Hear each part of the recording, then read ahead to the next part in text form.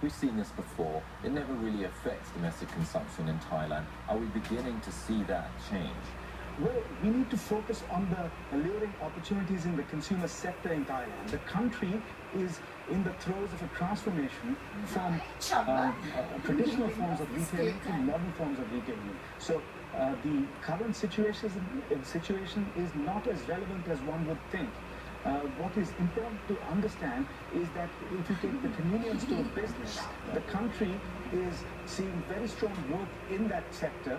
And on a per capita basis, convenience store retailing seems underserved in that country versus the developed markets of Asia. Once everybody's on the streets, they still need to eat and drink, right? So you pop into a 7-Eleven. The thing is, Dun in CPO made this massive transaction last year, $6.6 billion US, took a massive loan of 5.8, and the currency has been under tremendous pressure, it's dropped 14% versus the dollar. Surely that is going to cast a pall across the group. Some months ago. The great thing about the convenience store business is that it's intensely cash generative.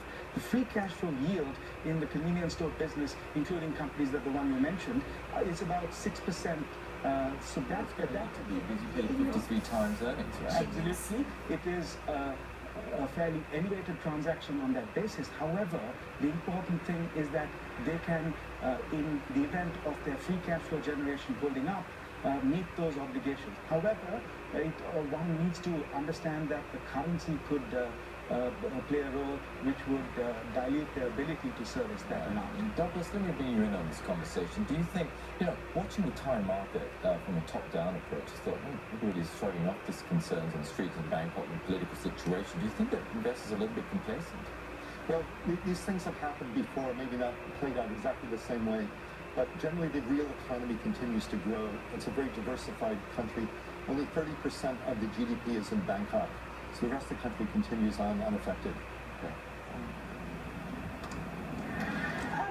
Let me ask you about the consumer space. I mean, obviously, Nirgunan's been running us through some of the plays, some of the stocks. We've been talking a lot about the emerging market currencies at the moment. Is this situation in Thailand going to result in the Thai baht only going one way? The Thai baht is probably... The Thai baht is fundamentally undervalued. It should strengthen, but the political sentiment is working against it. So it's likely to drift down further until the politics are resolved and then strengthen again.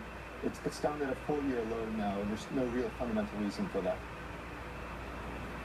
Okay, well, Nirgunan, as a result of that, would you agree with that sort of analysis when it comes to the Thai baht? Because clearly, we've been talking about the impact of that on stocks and how to trade them as a result.